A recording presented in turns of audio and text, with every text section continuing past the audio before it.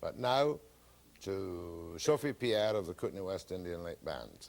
Now, this will be the first time in my continuing series on Indian land claims, or Aboriginal rights if you prefer that I have interviewed a woman chief, Sophie Pierre, chief of the St. Mary's Band at Cranbrook and tribal director of the Kootenai Indian Area Council.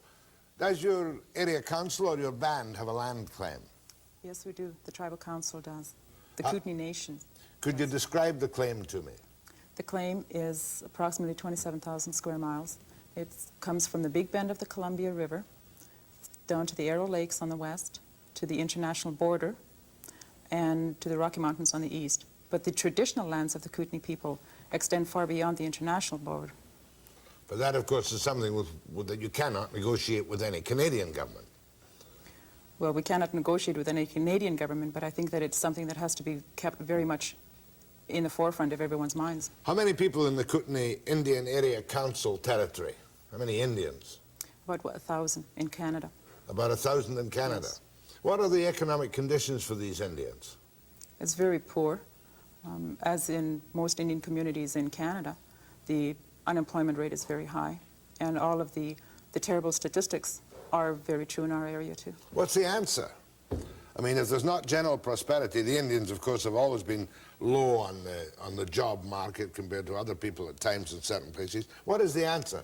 What is the land recognition and compensation or whatever for a land claim the answer to the deprivation of your bands? Well, it'll certainly be a long way towards finding the answer. The answer itself will be giving the Indian people the freedom and the opportunity to be able to provide a quality of life for our own people.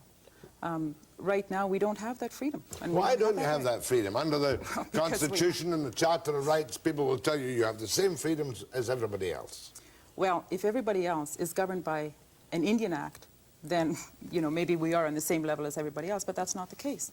And that's why, we don't have that freedom, is because we have a huge bureaucracy that is looking over our shoulder for everything that we do. If you look at the 1,000 people in your band, you feel they've been economically and perhaps academically underprivileged for a couple of hundred years, right? Do you? In economically and academically in European terms, yeah. Sure. I mean, it depends on how you're going to be defining this. Oh, no, I'm properly put in my place. In other words, you're telling me that your own cultural base is still secure. Yes, it is. Among your 1,000 members in Canada of the band. Yes, it is. Is your land claim a live claim? Has it been accepted by the federal government for negotiations? Well, it's in this holding pattern. It's been accepted by the government, but it's not in active negotiation. 27,000 square miles. That's right. And if, as I've asked other people, if you could wave a magic wand and settle that in harmony or in reasonableness, what would you ask for? Is that possible to put to you? Well, it's difficult to state 1, 2, 3, this is what we would want, because of course those are all determined by negotiation. But really the overall idea of what we want is, like I mentioned, the freedom and the right to be able to provide a quality of life for Kootenai Indian people. Not a subsistence life, or not one that is below the standards of Canadians, or that is higher, but that we have a quality of life for our Kootenai people. How much has the culture really survived? In what way has it survived? In religion, in language, or has that been chipped away at by the Indian Act people all these years? There are 1,000 Kootenai people that are in the Kootenai traditional lands, and that's how we have survived. And because we are there, our culture has survived, our language has survived, because it is in us. It is the people. But how has it managed to survive having no schools with Indian language? Well, that's because you're thinking of it again in European terms. You don't need schools. It's in the home. That's where the language is. And it's healthy. It could be healthier. All right, but if you'd like to see the Indian Act and the Indian status and whatnot as such removed from any paternalistic legislation, would you? Yes, because I think that there is a very definite policy in this country to keep the Indian people at a very low economic and social, like we're just not equal. You wouldn't say it was economically and deliberate. socially. It's just a I think continue. it's deliberate. I think it's very You deliberate. think that somebody in Ottawa says, let's keep the foot on the neck of the Indian people? Well, yeah, I think so. Because I'm talking about 27,000 square miles. Because we're talking about the whole of British Columbia. Because we're talking about the whole of Canada. But you can't expect, I mean, people jokingly say give the land back to the Indians. They won't do that, will they? Will they? I mean, it's highly unlikely that they would. All right, on the 27,000 square miles, what's there now on your 27,000 square miles?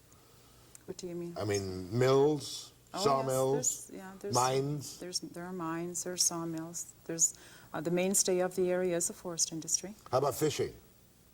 No, that was lost with the dams. But that is something that is in our claim because it is an economic mainstay that is no longer available to our people. Lost by the dams, you're talking about On the Columbia. on the Columbia River? Yes. Wiping out traditional hunting preserves and things like that? Well, wiping out fishing, the fishing in our area.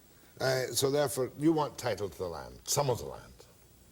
Yes, we want recognition of the fact that that is the homeland of the Kootenai people. And we want very definitely expanded land base for the Kootenai people because the reserve lands that we are now on, they are going to ensure that we continue to have economic inequalities. I'm glad you mentioned reserve lands. Do you have specific areas of allocated reserve lands in Kootenai? Yes, we do. We have 5 bands, and we have reserve lands that are set aside for those 5 bands. And how big would these bands be? Just small reservations? Small land bases? Small land bases? Well, the largest is the St. Mary's Band, my reserve, with 17,000 acres.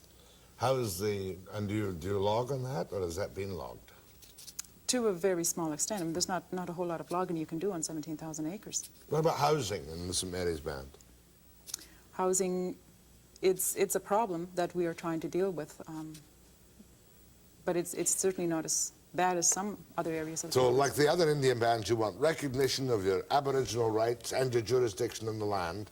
You want more freedom to continue, for instance, if you wanted to, more freedom, say, a timber base or a mining base, you want your rights to take that on your own Aboriginal jurisdiction. Within our traditional territory, Within yes. your traditional Within territory. our lands, yes. But would it be possible to do that if the whole province is broken up into Indian land claims? Would that not make it economically almost impossible for the majority of the people to develop it for everybody? No, I don't think so. I think that, in fact, it would make it more equitable for everybody. Right now, we are the only ones that are being left out. And you're not prepared to continue to be left out? Most definitely not. Is there feeling about this in the band? Yes. It's not just, Very or strong is feeling. it just the leaders who realize that the climate has changed and that the time is probably coming for a settlement one day? Look at our Indian people, you know, they vote us into leadership just like anybody else. And if that feeling wasn't there, if I was just here spouting off on my own, I wouldn't be a leader for very long. And I've been a chief for 8 years. And I intend to be a chief for a lot longer. My thanks to Sophie Pierre, who's from the chief of the St. Mary's Band in Canbrook and tribal director of the Kootenai Indian Area Council. After the break.